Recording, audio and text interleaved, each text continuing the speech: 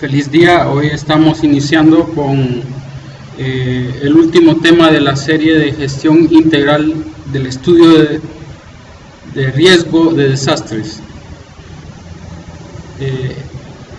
Es el último proceso el que estudiaremos este día, la reconstrucción temprana, visión integral en los procesos de rehabilitación y reconstrucción post-desastre. Mi nombre es Oswaldo Rodríguez. Soy ingeniero civil por la Universidad de El Salvador. Recibí mi título de magíster en Ciencias de Ingeniería por la Universidad Técnica Federico Santa María de Chile en 2009. Soy actual miembro del Colegio de Ingenieros de Perú.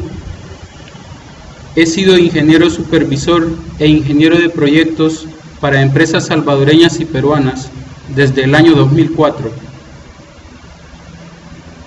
Durante 2015 fui ingeniero consultor en el área de presupuestos para UNOPS Perú.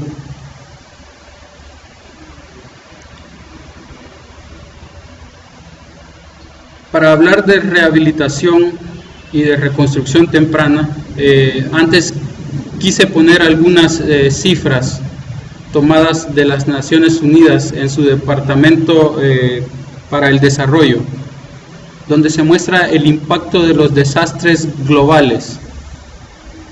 Un promedio de 216 millones de personas han sido afectadas por los desastres cada año. Durante 2005-2015, aproximadamente 23 millones de personas quedaron sin hogar debido al impacto de los desastres. El 40% de la población mundial fue afectada por desastres entre 2002 y 2012, lo que resultó en 1.2 millones de fatalidades y un costo económico de 1.7 trillones de dólares norteamericanos.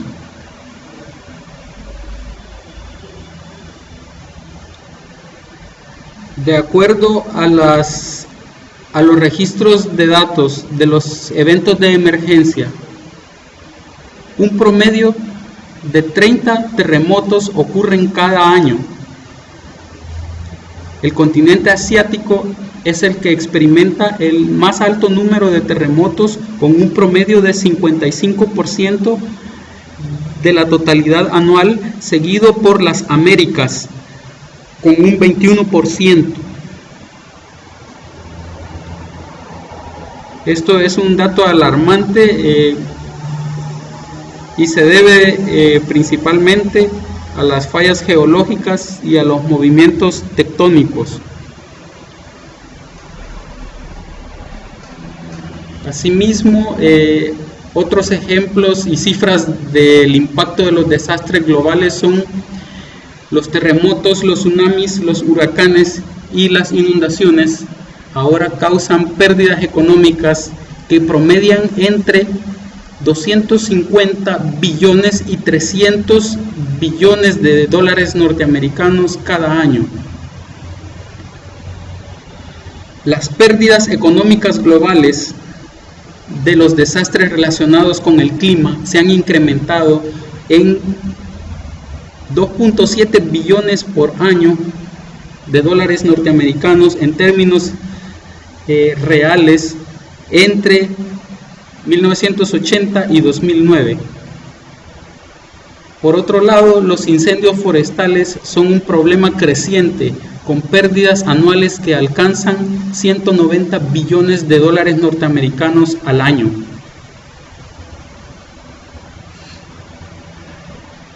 Un ejemplo de país que ha sido azotado a lo largo de las últimas décadas por terremotos es Japón. El puerto de Kobe, que era el sexto puerto del mundo más ocupado antes del gran terremoto de Hanshin, para 2010 había caído al 47º lugar A pesar de la gran cantidad de inversión en reconstrucción y de los esfuerzos para mejorar su competitividad. Es así como vemos que el gran terremoto de 1995 en Hanshin, en la provincia de Hyogo, donde está el puerto de Kobe, dañó tanto a esta ciudad, pero que a la fecha ya está reconstruida, y sin embargo no pudo volver a ocupar aquel sexto lugar que ocupaba como uno de los mejores puertos del mundo y más ocupados, y ahora ocupa un 47º lugar.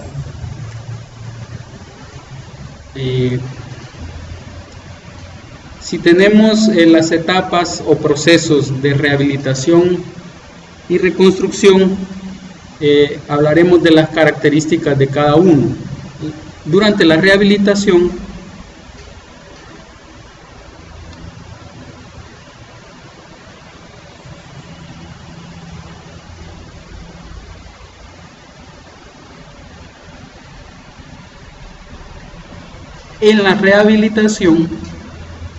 se trata de asegurar el funcionamiento a corto plazo de los servicios esenciales y estructuras que no hayan sufrido mayor daño, con el propósito de seguir brindando los servicios necesarios a la población afectada. En otras palabras, si los daños estructurales han sido leves en estructuras principales como escuelas, estadios, carreteras, etc., estas estructuras pueden servir como refugios temporales para las personas que lograron salvar su vida y atender los primeros días de la catástrofe. En caso contrario, cuando a través del EDAN se haya concluido que dichas infraestructuras han quedado muy dañadas, el grado de daño en su estructura de vigas, muros, columnas, techos es evidente, entonces dichas estructuras se han convertido en inhabitables, no se pueden rehabilitar. No basta con simple colocación de soportes con técnicas de ingeniería para rehabilitarlas, y se vuelven inhabitables y el acceso a ellas debe ser restringido. En la etapa de reconstrucción se realiza el desarrollo de proyectos más complejos, basados en un análisis más detallado de los daños y necesidades causados por el desastre. La reconstrucción debe ir aunada a las políticas de Estado en cuanto a uso de suelos, zonificaciones, ordenamiento territorial, evaluación de impacto ambiental para proyectos nuevos, incluso para la disposición de todo el material resultante de demoliciones. Se debe aplicar un correcto manejo y una disposición final adecuada del mismo, siempre atendiendo a las leyes y reglamentos del Ministerio de Medio Ambiente, de Salud, Ministerio de Transporte y Comunicaciones, etc. Como productos o resultados, hay un resumen del evento que es necesario que cuente con información importante para pasar de una rehabilitación a planes de reconstrucción. Se darán vigilancia y controles de enfermedades. Esto corresponde a entidades del Ministerio de Salud. Se debe garantizar una salud y un ambiente adecuado, salubre, que cuente con servicios básicos como son el agua potable, saneamiento, vivienda, disposición adecuada de desechos sólidos urbanos, disposición adecuada y manejo adecuado de los desechos peligrosos, como pueden ser aceites, químicos y todo material proveniente de residuos hospitalarios. Se debe dar especial importancia a la reconstrucción de servicios de salud. Si estos están funcionando perfectamente, se saldrá más rápido de las etapas de rehabilitación y de respuesta temprana a la emergencia. Se debe garantizar el correcto funcionamiento en hospitales y otros centros de salud. Se debe canalizar de manera responsable y con transparencia toda cooperación internacional. Se deben rendir cuentas. Esto debe estar sujeto a controles y monitoreos. Se mejora la salud mental de la población. Se reciben y se canalizan debidamente donaciones y medicamentos. Y también durante la reconstrucción hay novedades y otras fuentes de información. Se tienen noticias concisas de cómo es el lento recuperamiento de la catástrofe, cómo se está saliendo, qué avances se logran en reconstrucción, en rehabilitación de puentes, etcétera.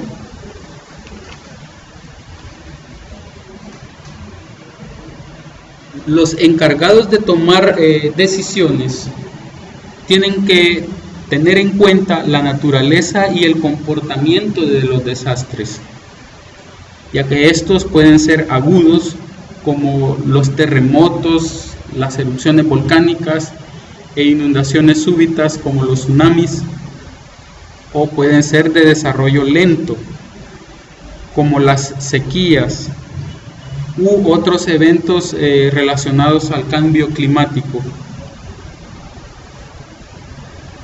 con objeto de identificar apropiadamente las necesidades de rehabilitación temprana, porque cada desastre tiene características propias, y debido a esta singularidad de cada desastre, así debe de ser el tipo de plan de contingencia que se le debe aplicar y el orden de actividades que se debe de seguir de acuerdo a los organismos técnicos y de socorro que están debidamente capacitados.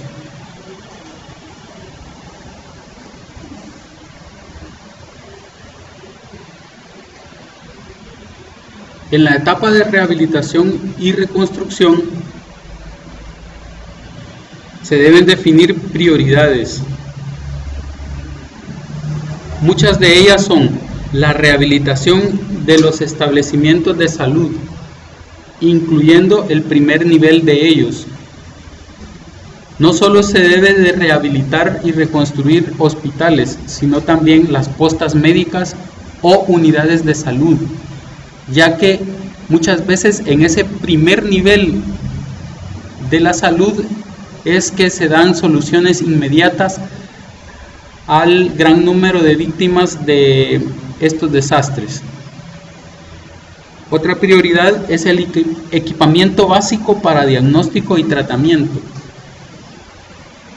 Muchas veces se ven destruidos estos equipos de las unidades de salud u hospitales ante un evento de esta magnitud. Entonces se le debe dar prioridad a recuperar esos equipos, ya sea con países amigos o entidades internacionales, debido a que urge hacer ensayos de laboratorio y tener resultados inmediatos para dar una correcta tratamiento a la salud de las personas. El funcionamiento normal de los servicios de agua, energía eléctrica, lavandería, comunicaciones y de disposición final de los desechos también es prioritario. Y como se mencionó, los medicamentos y suministros esenciales para realizar las distintas consultas médicas debe ocupar los primeros lugares en las listas de necesidades y de rehabilitación. La fase de recuperación post-desastre comprende acciones orientadas a la rehabilitación y reconstrucción. La recuperación temprana o rehabilitación es la etapa de transición, la frontera indefinida entre la respuesta a la emergencia y la reconstrucción. No hay un momento que defina cuándo pasar de la respuesta a la emergencia a la rehabilitación y a la reconstrucción. Todo ello se debe de dar de manera ordenada pero inmediata.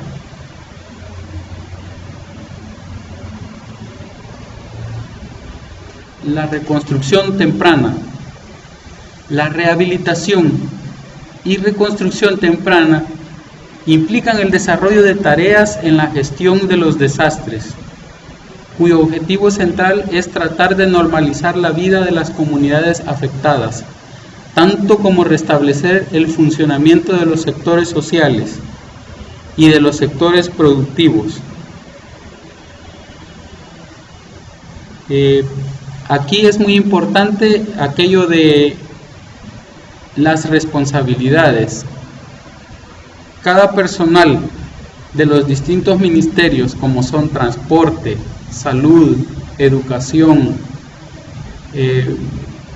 finanzas, etcétera, todos los encargados de infraestructura, como son obras públicas, abastecimiento de agua potable y energía eléctrica, conocen su responsabilidad y deben actuar con eficacia y prontitud. Es importante que se restablezcan los sectores salud, educación y vivienda, aunque sea con una vivienda mínima, pero que cuente con los servicios básicos para la población que está saliendo de la catástrofe. Se deben reactivar la industria, las comunicaciones, el transporte, darle prioridad a las carreteras, a los puertos, a la reactivación de puentes.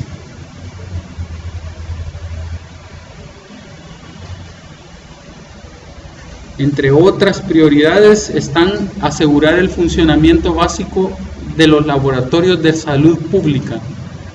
Esto es así para lograr resultados de análisis de laboratorio muy importantes para dar un correcto tratamiento a los niños y personas mayores, a mujeres embarazadas, etc.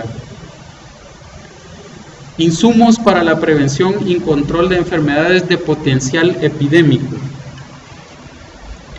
En este punto es importante la participación de la Organización Panamericana de la Salud, que siempre envía inmediatamente luego de una catástrofe su personal para que capacite a técnicos médicos en prevención de epidemias y control de enfermedades, potabilización de agua, etcétera, que son puntos clave para prevenir mayor impacto de esos riesgos que ha ocasionado el desastre. La asistencia a las poblaciones de los refugios temporales. Ellos necesitan ropa y alimentos. Los organismos de socorro harán lo posible para suplir estas necesidades en los refugios. También el de agua potable a través de plantas potabilizadoras portátiles.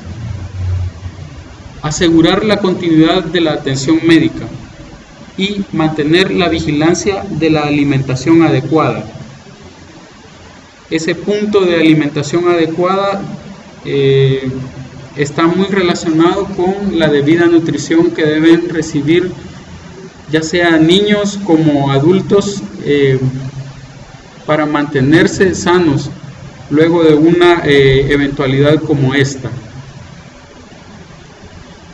Se debe asimismo asegurar el abastecimiento de agua en una cantidad razonable.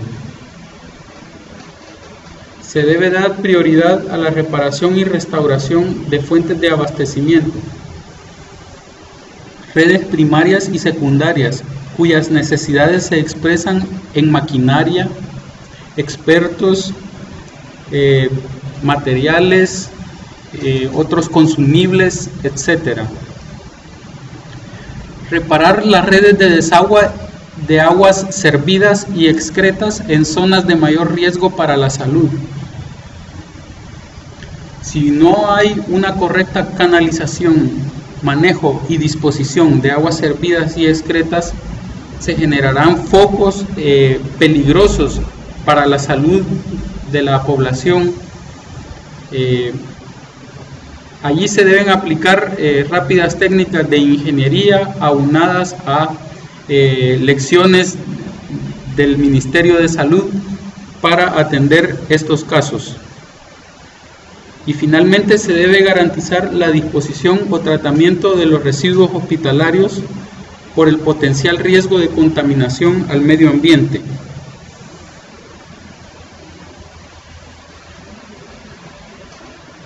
En esta diapositiva quise mostrar cómo el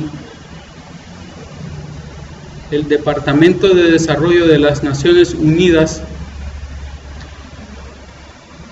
apoya a reconstrucciones mucho mejores. Después del tsunami de 2004 en las Islas Maldivas, el Departamento de Desarrollo de las Naciones Unidas construyó puertos para restaurar el transporte marítimo de abastecimientos esenciales y mantener el comercio o los negocios con el continente y otras islas. A continuación de los mayores desastres en Bangladesh, India, Indonesia, las Maldivas, Nepal, Pakistán e Sri Lanka, en las proximidades de India, el Departamento de las Naciones Unidas apoyó a los gobiernos locales para diseñar y construir casas resilientes o resistentes de bajo costo ante los desastres. Esto incluyó la capacitación de los albañiles en tecnologías resilientes a los desastres que pudieran ayudar o fortalecer a las estructuras para soportar futuros impactos. En Haití, Malawi, en África, las Filipinas en Asia y Vanuatu en el Océano Pacífico, las Naciones Unidas dieron asistencia a la subsistencia para ayudar a miles de familias a restaurar sus comercios o negocios existentes y para comenzar nuevos negocios. En países como India, Indonesia y muchos otros, a continuación de grandes desastres, el Departamento de Desarrollo de las Naciones Unidas proveyó asistencia técnica para la revisión de los códigos de construcción y el desarrollo de planes de uso de suelo para la reconstrucción y la rehabilitación. Se ve cómo el Departamento de Desarrollo de las Naciones Unidas realiza muchos proyectos a través de todo el globo para apoyar con personal técnico y especializado a la reconstrucción de una manera correctiva y mejor, con la atención a nuevos códigos y haciendo uso de las tecnologías inteligentes y eficientes, siempre siendo amigables con el medio ambiente y utilizando las mejores prácticas o buenas prácticas en las industrias, comercios y toda actividad en la que ellos participan, capacitando a la población que sale beneficiada en los países como Haití y Vanuatu, que han sido muy afectados por desastres naturales. Por lo general, los recursos financieros nacionales asignados al funcionamiento de los programas de salud en situación normal son limitados. Los recursos financieros son limitados y las situaciones de emergencia agotan muy rápidamente los escasos recursos disponibles, agravando una situación ya de por sí difícil de afrontar. Para ello, se deben tener planes financieros y macroeconómicos dentro de los cuales se planteen las opciones para los distintos escenarios de desastre, qué se hará, cómo se hará, a quién se puede acudir, cómo se van a gestionar o negociar préstamos o donaciones internacionales para lograr salir de esa situación difícil. A la izquierda muestro en la diapositiva, siempre relacionado con las Naciones Unidas y su Departamento de Desarrollo, cómo la pobreza se puede hasta doblar en poco tiempo luego de un desastre en un país específico. Para el caso, si un programa de recuperación del desastre falla en restaurar los medios de subsistencia y de los bienes de la población, la gente se encontrará a sí misma en condiciones mucho más vulnerables que afrontar en caso de futuros desastres y de eventos climáticos. Data recolectado por la provincia Rizal en las Filipinas, la cual fue afectada por tifones Ondoy y Pepeng en 2009, muestran que la pobreza casi se dobló en solo 3 años. No hubo una correcta recuperación ni manejo de los escasos recursos para lograr ayudar a la gente a subsistir, y se volvieron mucho más pobres luego de los 2 tifones que azotaron en Ondoy y Pepeng en 2009 a las Filipinas.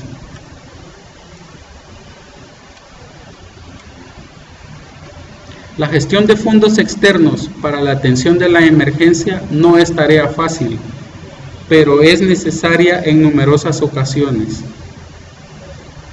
Se deben alinear las actividades apoyadas por donantes con la política, estrategias y sistemas del gobierno.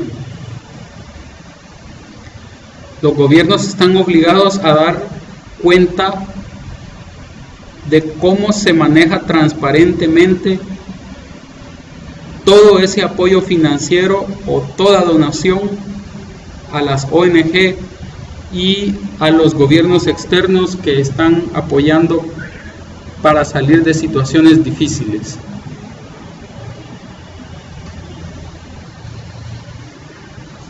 La reconstrucción contempla las acciones que se realizan para establecer condiciones sostenibles de desarrollo en las áreas afectadas. Las acciones reducen el riesgo anterior al desastre y asegurando la recuperación física, económica y social de las comunidades afectadas. De acuerdo a la magnitud del desastre, la reconstrucción puede durar meses hasta años.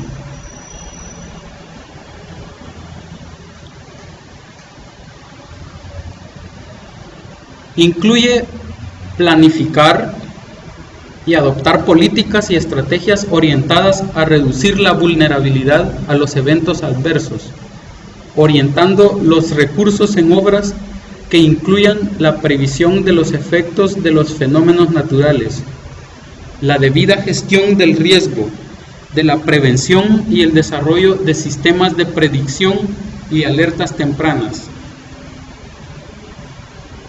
Es decir, la reconstrucción debe contar con un espíritu o una cultura de prevención de los riesgos, de mitigación de los mismos y de la vulnerabilidad a la cual están sometidas las comunidades en ciertas zonas. Por otra parte, los desastres dan resultados que pueden tener una relación negativa positiva. ¿Cómo es esto? ¿Cómo puede ser una relación negativa positiva producto de los desastres? Esto ocurre porque los desastres pueden proporcionar oportunidades de desarrollo, dado que en ocasiones la reconstrucción después de un desastre puede otorgar oportunidades para iniciar programas, mejores planes de desarrollo, como construcción de viviendas, inversión extranjera, entre otros. También se puede dar una relación positiva-negativa.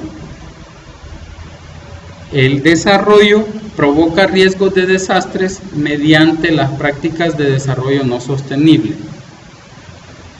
Un ejemplo de esta relación positiva-negativa, producto de un desarrollo no sostenible, son la tala excesiva de árboles. Eso lo vengo oyendo desde que yo soy niño y ya tengo casi 4 décadas encima. Hay tala indiscriminada de árboles y no se da una correcta reforestación de las zonas. Hay países donde la deforestación es tan grande como son Haití, El Salvador, Nicaragua, que por prácticas de cultivo, incendios, malas prácticas, se han quedado casi sin árboles y no se plantan nuevos. En países áridos también esto viene a ser un gran problema. Y actualmente los incendios forestales, como dice en el gráfico de la izquierda, son un problema creciente con pérdidas anuales que alcanzan por año 190 billones de dólares norteamericanos. Es una pena.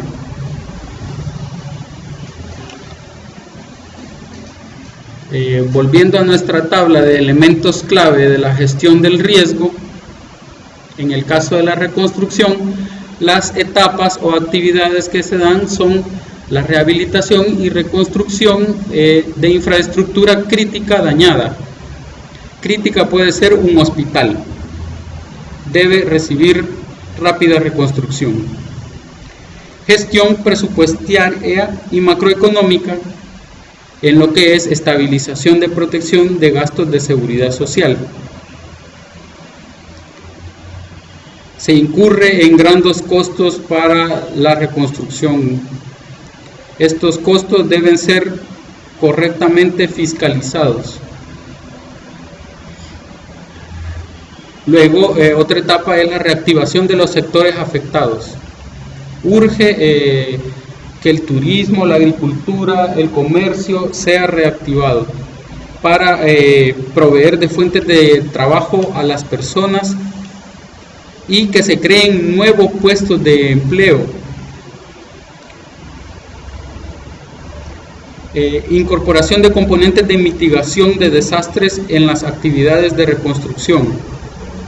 Los nuevos planes e inmediata respuesta debe incorporar la mitigación de riesgos y de vulnerabilidades para que en caso de desastres futuros las estructuras estén mejor preparadas para soportar los impactos y garantizar así la vida de las personas que las habitan.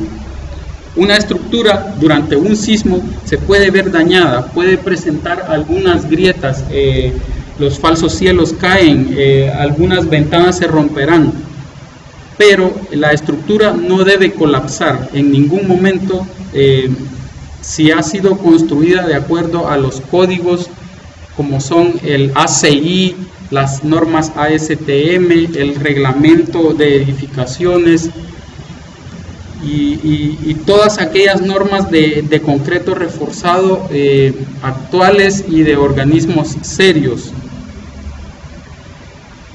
Las estructuras no deben colapsar, deben permitir que sus habitantes o la gente que está trabajando, o en el caso de hospitales, los pacientes que están dentro de ellos, puedan ser evacuados con seguridad. Deben contar con sus luces de emergencia. Las escaleras deben de tener los anchos adecuados, etcétera, para preservar así el mayor número de vidas posible.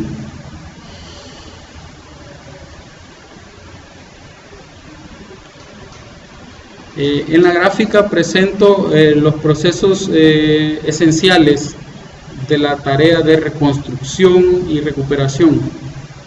A partir de un desastre, un riesgo actualizado, pasamos a una primera etapa de definir el esquema institucional requerido para la reconstrucción, con base a lineamientos definidos en la política y normatividad del país. Con esos planes que están dentro de la normatividad de ese estado, pasar a definir alcances del proceso de reconstrucción y establecer canales permanentes de comunicación con los afectados y la comunidad en general.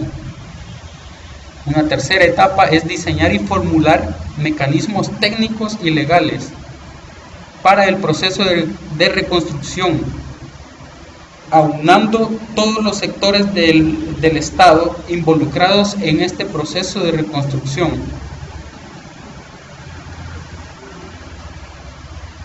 Revisando planes de desarrollo y de ordenamiento territorial. Siempre hay un plan para el crecimiento del ordenado de las ciudades. Es a lo que este punto se refiere. Realizar la evaluación del impacto socioeconómico en el escenario del desastre, identificando presiones dinámicas y causa de fondo. Es muy útil dejar toda información escrita para posteriormente tener revisión de esos datos y contrastarla con casos similares para generar planes o fórmulas de desarrollo a futuro para evitar los mismos impactos o minimizar en lo posible el impacto de un desastre similar en dicha zona. Ampliar el EDAN con información complementaria para fines de reconstrucción, incluyendo opciones de reubicación de población cuando es necesario y análisis socioeconómico de las comunidades afectadas. Una sexta etapa es dar prioridad a acciones de reconstrucción de forma participativa con los beneficiarios. Eso crea un impacto social en la población, que es positivo. Séptimo, formular participativamente, es decir, con sectores de la comunidad, el plan de reconstrucción que no produce los riesgos preexistentes, tanto en sus alcances, implementación, actividades, responsabilidades, etc. Gestionar proyectos y actividades de reconstrucción que integren la gestión del riesgo de desastre. Esto es desde la estimación del riesgo, su evaluación, pasando por un análisis de vulnerabilidad, reducción, generar planes de respuesta, mitigación de riesgos, planeamiento adecuado de la rehabilitación, planes de reconstrucción temprana que tomen en cuenta la minimización de riesgos, etc. También en la 9ª etapa, ejecutar proyectos y actividades de reconstrucción. Aquí se pasa de la teoría a la práctica en el menor tiempo posible. 10ª etapa, gestionar la información. Gestionar es administrar, negociar, compartir, capacitar, etcétera. Sensibilizar, socializar, divulgar avances del proceso ante la población afectada y la comunidad en general. En este punto, los medios de comunicación tienen un valor importantísimo. El comunicador debe de dar información puntual, concisa, precisa, constante a todos los medios como son radio, internet, televisión, panfletos, cara a cara, etcétera. Información concisa, responsable. Es por eso que en las preparaciones o capacitaciones para mitigar el riesgo en los simulacros se precisa que la mochila de emergencia contenga un radio con baterías para que durante el desastre y en los días posteriores a este, la población pueda estar informada a través de la radio. Monitorear y evaluar finalmente la ejecución de los proyectos. Se debe dar una correcta supervisión a las construcciones durante su proceso, en todas las etapas, debido a que los procesos constructivos deben ser supervisados técnicamente, apegándose a las especificaciones técnicas y construyéndose con los materiales de debida calidad y por personal capacitado,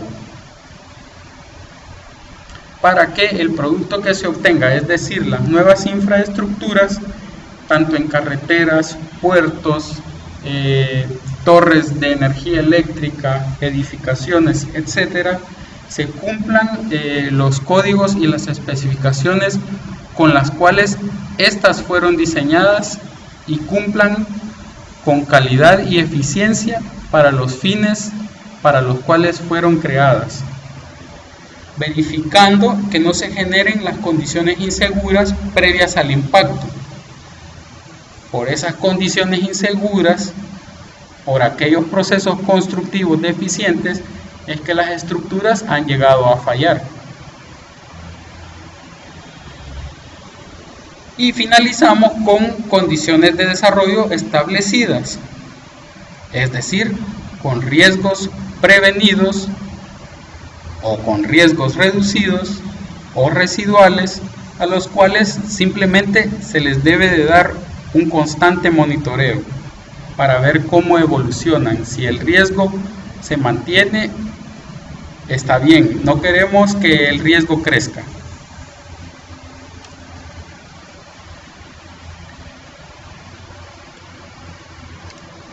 Estoy mostrando las etapas para la incorporación de la gestión integral del riesgo de desastres en los planes de desarrollo. De acuerdo al autor C. Benson y Twigg, tomado de literatura del año 2007, comprende 7 etapas que van de la sensibilización al riesgo, creación de un entorno favorable, diseño y preparación de herramientas, formación y apoyo técnico, mejores prácticas operativas.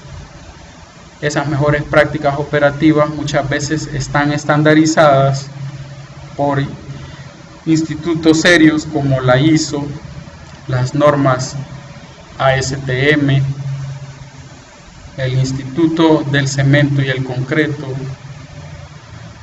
reglados por instituciones como el INDECI, que da apoyo técnico y participa de las revisiones municipales a las estructuras, etc. Se hace una medición de progresos para finalmente aterrizar en un aprendizaje de lecciones e intercambio de experiencias. Todas estas etapas son o cuentan con una enseñanza extraída que debe retroalimentar a las etapas superiores de abajo hacia arriba, y todo es cíclico para que se dé una correcta gestión integral del riesgo de desastres y de mitigación de los riesgos.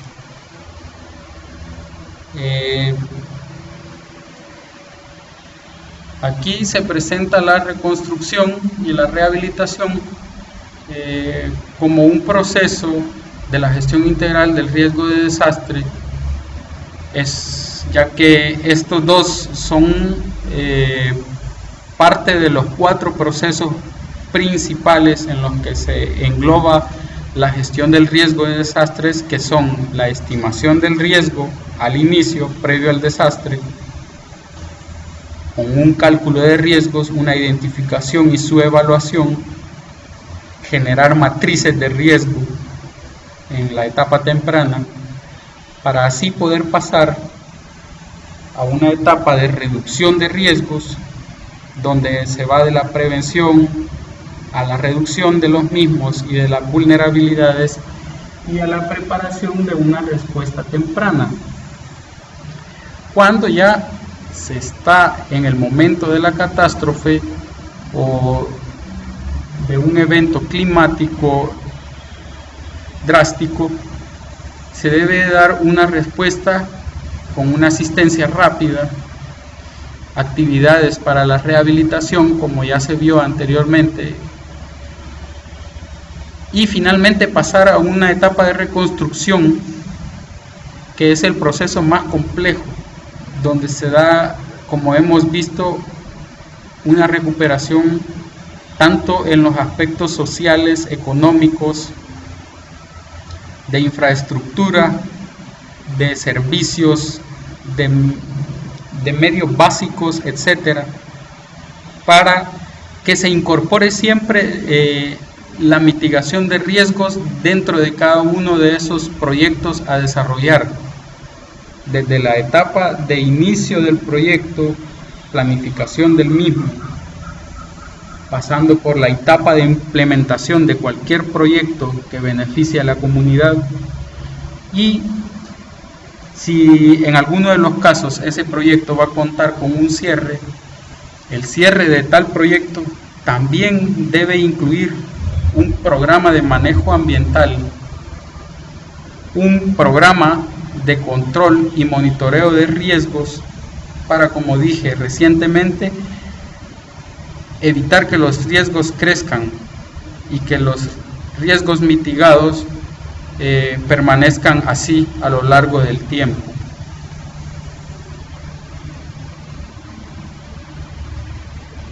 Al planear cualquier proyecto, pregúntate,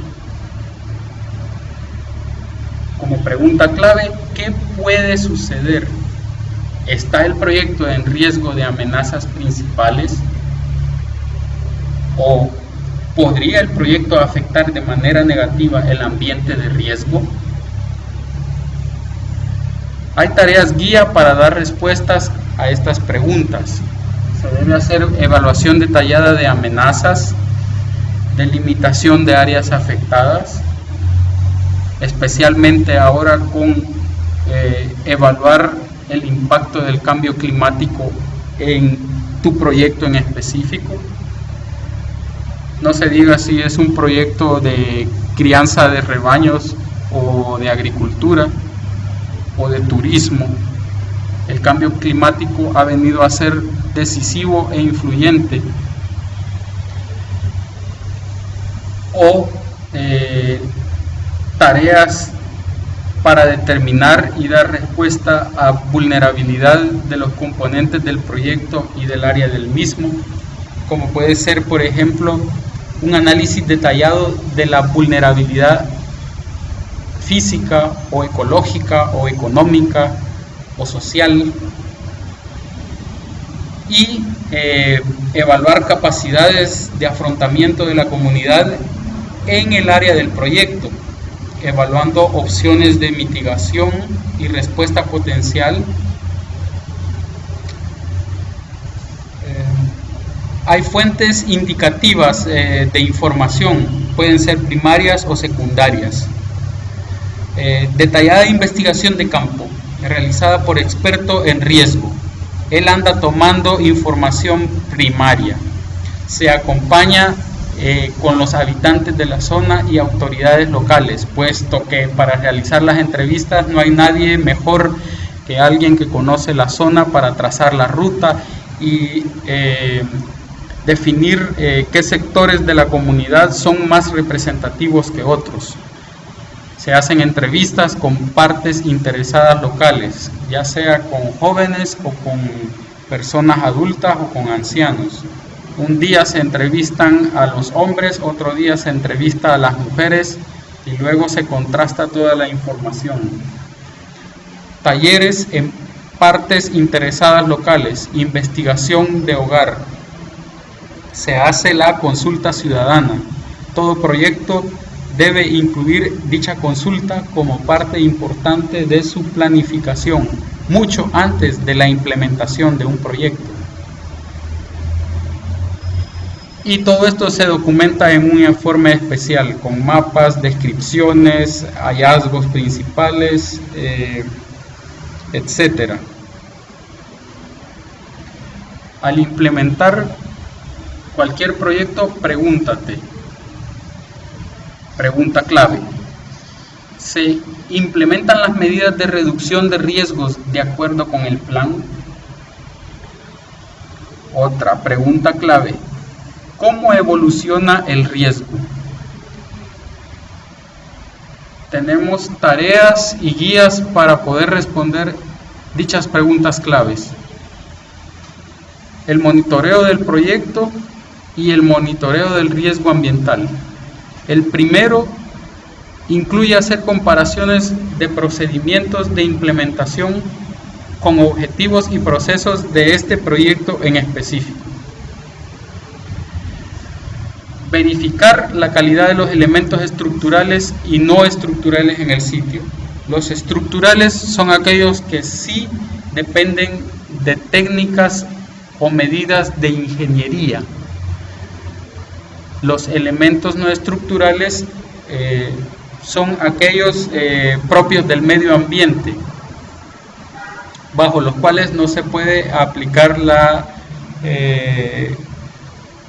las medidas de ingeniería, como puede ser el uso del suelo o un proyecto de reforestación de un sitio donde nace un río.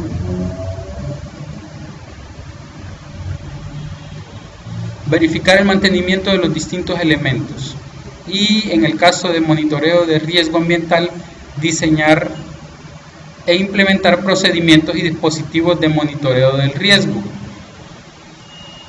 Verificar cambios posibles en las condiciones del riesgo en general. Como ya antes dije, los riesgos pueden ir mejorando si hay impactos positivos o pueden empeorar en otros casos. Formular estrategias de adaptación al riesgo. Aquí está proponiendo el autor una reducción de riesgo de desastres, el RRD, o instrumentos similares para monitorear los cambios. Fuente de información indicativa. Como antes dije, hay fuentes primarias de primera mano en el campo, por eso es en el monitoreo del proyecto que se usa la inspección en el sitio. Con ello se documenta un informe de avance final.